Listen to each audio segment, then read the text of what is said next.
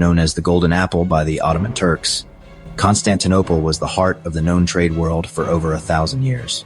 Its massive walls and strategic location made it both a fortress and a gateway between Europe and Asia, and even African gold, ivory, and salt flowed northward into its streets.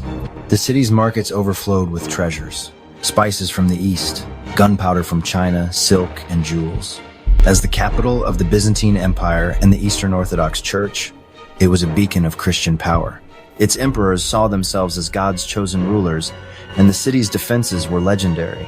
For centuries, Constantinople stood as a bulwark against invaders, protected by faith and formidable walls. But its wealth and position made it a target for both envious European rivals and ambitious Eastern empires. The Ottomans, rising in power, saw the city as the ultimate prize, the Golden Apple, a symbol of conquest and legitimacy. Surrounded by Ottoman territory, Constantinople became a Christian island in a sea of expansion. The city's existence was a challenge, and its capture became an obsession for the Ottomans. The fate of the Golden Apple would soon change the world. Its fall would mark the end of an era and the beginning of a new age. Constantinople's power came from its unique position where Europe meets Asia, controlling the Bosphorus. All trade from the east, including the Silk Road, funneled through its gates, making it a bridge and a fortress. The city was a melting pot. Greek scholars, Italian merchants, and travelers from across the world mingled in its streets. Italian city-states like Venice and Genoa depended on Constantinople for access to Eastern luxuries. This fragile system made Europe dependent on Byzantine goodwill. But what if a hostile power took control? The thought haunted European rulers and merchants. The city's fate would determine the fate of global trade. In 1453, Sultan Mehmed II led a massive Ottoman army to the walls of Constantinople. He brought giant cannons, fueled by Chinese gunpowder, designed by a Hungarian engineer, shattered the city's ancient defenses. For 53 days, the defenders, vastly outnumbered, fought desperately to hold the walls. Emperor Constantine XI fought alongside his people, hoping for a miracle that never came. On May 29th, the final assault began. The Janissaries stormed the breaches, and the last emperor died fighting. The city fell.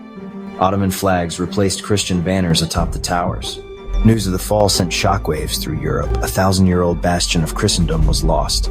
Hagia Sophia became a mosque, and Constantinople was renamed Istanbul, the new Ottoman capital. For Europe, the gateway to the east was slammed shut. The loss was more than military, it was the end of an era, a spiritual and economic catastrophe. The world had changed overnight. The Christian West faced a new reality. The ancient order was gone. A new age was dawning. With the Ottomans in control, trade with the East became difficult and expensive for Europeans.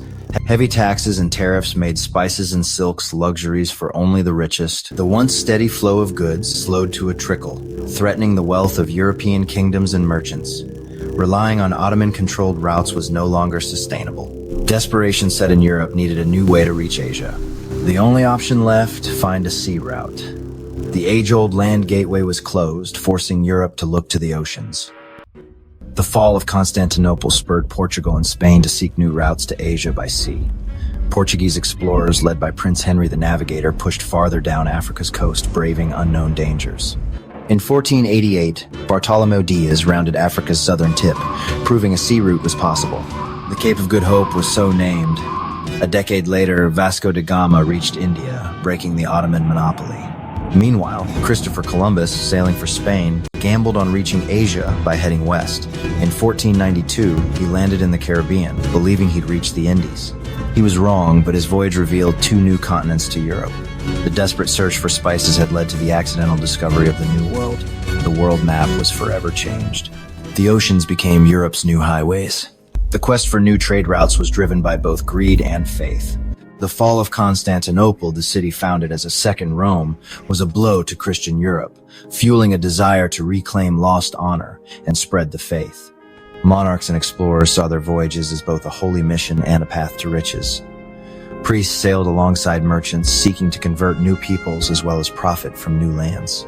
The age of exploration became a new crusade. Spreading Christianity and amassing wealth went hand in hand. The riches from trade funded armies and further expansion. The fall of the great Christian city reignited religious rivalry and ambition. Europe's explorers saw themselves as pioneers for both God and gold. With the golden apple in their grasp, the Ottomans didn't just claim a city, they cracked open the world, unleashing a cascade of conquest, contact, and exchange that echoed as far as the New World. Forced to look outward, Europe entered the age of exploration, connecting continents for the first time.